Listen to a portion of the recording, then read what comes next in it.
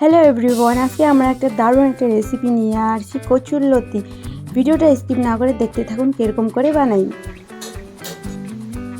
কড়াইতে দিয়ে দেব সর্ষের তেল, তারপরে দিয়েছি পাঁচফোড়ন, পেঁয়াজ কুচি, একটু লাল করে ভেজে নেব।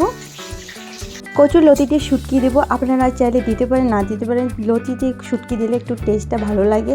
শুটকিটা গরম জলে ভালো করে ধুয়ে নিয়েছি, এখন দিয়ে দেবো। শুটকিটা লাল করে ভাজা করে নিয়েছি, এখন লতিটা এখন দিয়ে দেবো। নিমক হলুদ দিয়ে 5 মিনিট কচুর লতিতে ভেজে নেব। লতিটা ভালো করে ভেজে নিয়েছি, এখন কাঁচা লঙ্কা রসুনটা পেস্ট করে দিয়ে দেবো। মশলার সঙ্গে লতিটা এখন ভালো করে নাড়াচাড়া করব। এখন আমরা জল দিয়ে দেবো, লো ফ্লেমে রেখে ঢেকে দেবো, তাহলে লতিটা সিদ্ধ হবে। মাঝে মাঝে উল্টে দেখবো কড়াইতে লেগে না যায়, তার জন্য একটু নাড়াচাড়া করতে থাকবো। হালকা একটু জল শুকিয়ে গেলে জিরা পাউডার দিয়ে ভালো করে নাড়াচাড়া করে নেব। লাস্টে ধনেপাতা কুচি দিয়ে নামিয়ে এখন প্লেটে সার্ভ করে নেব। রেসিপিটা কেমন হয়েছে অবশ্যই কমেন্ট সেকশনে জানাবেন, আর লাইক কমেন্ট শেয়ার সাবস্ক্রাইব করতে ভুলবেন না। দেখা হচ্ছে অন্য একটা ভিডিও নিয়ে। Bye bye.